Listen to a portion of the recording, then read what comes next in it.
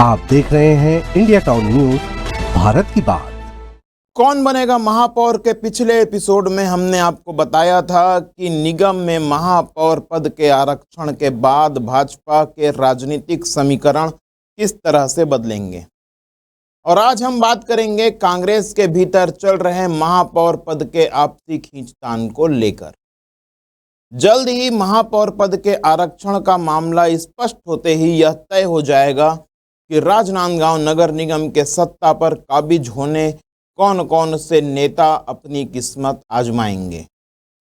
कांग्रेस से कौन होगा चुनावी रण में और आला कमान किसे देगी इस बार मौका। आरक्षण के बाद किस ओर बैठेगा ऊंट, किस तरह से बदलेंगे समीकरण, किसे होगा फायदा और किसे होगा डब्बा गोल। जानेंगे सब कुछ इंडिया टाउन न्यूज की इस खास खबर में। नमस्कार, मैं हूं अजय सोनी और आप देखना शुरू कर चुके हैं इंडिया टाउन न्यूज, भारत की बात। मौजूदा समय में नगर निगम में कांग्रेस की सत्ता काबिज है। पिछली दफा आरक्षण अन्य पिछड़ा वर्ग महिला था और पार्षदों ने अपना महापौर चुना था। भाजपा मैनेजमेंट में गड़बड़ा गई और निगम की सत्ता चली गई कांग्रेस के पाले में। लेकिन इस बार जब चुनाव प्रत्यक्ष रूप से होने वाले हैं और शहर की जनता जनार्दन खुद अपना महापौर चुनने वाली है, इसलिए समीकरण कुछ और होंगे। बात करें यदि महापौर पद के आरक्षण की, तो यदि राजनांदगांव की सीट सामान्य हुई तो कांग्रेस में इतने दावेदार हैं कि संगठन के पसीने छूट जाएंगे प्रत्याशी घोषित करने में। स्क्रीन पर पहले उन नामों को देख लीजिए। आरक्षण यदि सामान्य होता है तो कांग्रेस में दर्जनों दावेदार सक्रिय हैं, बशर्ते इस बार कांग्रेस हर बार की तरह किसी नए नाम को चुनावी रण में ना उतार दे। कांग्रेस संगठन में महापौर पद के दावेदारों की बात करें तो मौजूदा महापौर हेमा देशमुख, कुलबीर सिंह छाबड़ा, रुपेश दुबे, नरेश डाकलिया, जीतू मुदलियार, निखिल द्विवेदी, अशोक फडणवीस, रमेश डाकलिया, श्री किशन खंडेलवाल, रोशनी सिन्हा, चंद्रकला देवांगन सहित तकरीबन दर्जन भर दावेदारों के पीछे संगठन को बड़ी मशक्कत करनी पड़ेगी। निगम में महापौर का आरक्षण यदि सामान्य होता है, जाहिर सी बात है यदि सामान्य होता है तो मौजूदा महापौर हेमा देशमुख एक प्रमुख नाम हो सकती है। लंबे समय से कांग्रेस में सक्रिय हेमा देशमुख महिला कांग्रेस सहित संगठन के विभिन्न पदों पर रह चुकी हैं। अपने इस महापौर के कार्यकाल में भी कुछ विवादों के साथ ही सही लेकिन मिला जुलाकर उन्होंने शहर के लिए ज़्यादा न सही लेकिन मौजूदगी दर्ज करने लायक काम किया ही है। बात करें यदि मौजूदा कांग्रेस अध्यक्ष व वरिष्ठ पार्षद कुलबीर सिंह छाबड़ा की, तो उन्हें अब तक केवल पार्षद पद से ही काम चलाना पड़ रहा है, जबकि विधानसभा सहित पिछले हर चुनाव में उनका नाम प्रमुखता से सामने आता है।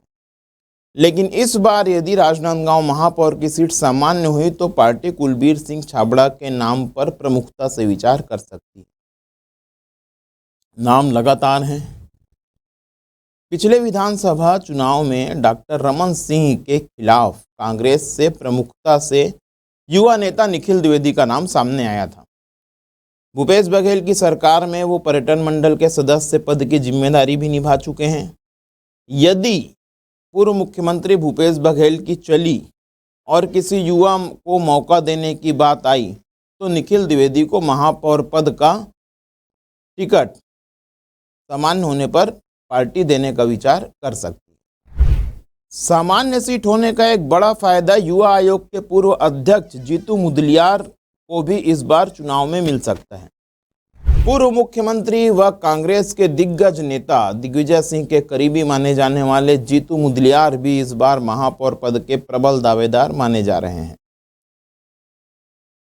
बात करें शंकरपुर क्षेत्र के नेता रुपेश दुबे की, तो प्रदेश प्रवक्ता के रूप में कांग्रेस की बात हर मंच पर रखने वाले पेशे से वकील और लंबे समय से कांग्रेस की राजनीति में सक्रिय रुपेश दुबे भी इस बार महापौर पद के संभावित उम्मीदवार माने जा रहे हैं।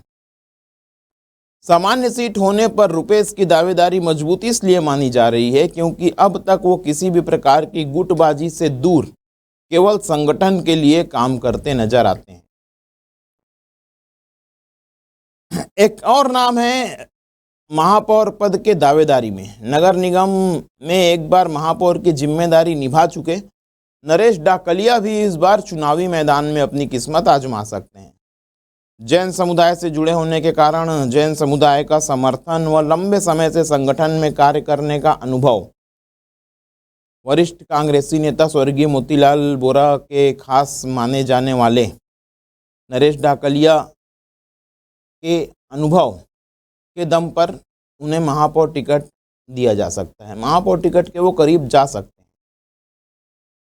नगर निगम की सीट सामान्य होने पर पिछली बार की तरह इस बार भी रोशनी सिन्हा और चंद्रकला देवांगन, दो महिला दावेदार जरूर होंगे। वरिष्ठ कांग्रेसी नेता गिरीश देवांगन की खास माने जाने वाली चंद्रकला देवांगन के लिए इस बार भी लॉबिंग शुरू हो चुकी है। रोशनी सिन्हा भी पिछले बार भी महिला ओबीसी होने की वजह से महापौर पद की दावेदार थी और चर्चा में भी थी, और इस बार भी उन्होंने दावेदारी करने का मन बना लिया है। पिछली बार वो चूक गई थी, लेकिन शायद इस बार वो ना चूके। अब तक आपने देखा कि यदि नगर निगम की सीट आरक्षण में सामान्य होती है तो कौन कौन दावेदार होगा, लेकिन यदि यह सीट इस बार भी पिछली बार की तरह अन्य पिछड़ा वर्ग महिला होता है तो कांग्रेस के खेमे में दावेदारी करने वालों में हेमा देशमुख, रोशनी सिन्हा, चंद्रकला देवांगन और सुनीता फडणवीस के अलावा पांचवा कोई नाम नहीं है। लेकिन यदि आरक्षण अन्य पिछड़ा वर्ग हुआ तो कुलबीर सिंह छाबड़ा, सुदेश देशमुख, अशोक फडणवीस, इन तीनों के अलावा ज़्यादा दावेदार नजर नहीं आते।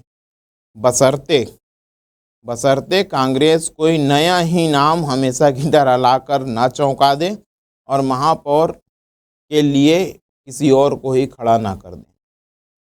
ज़्यादा वक्त बचा नहीं है, अगले एक सप्ताह में आरक्षण स्पष्ट हो जाएंगे और संस्कारधानी का समीकरण बदलता चला जाएगा।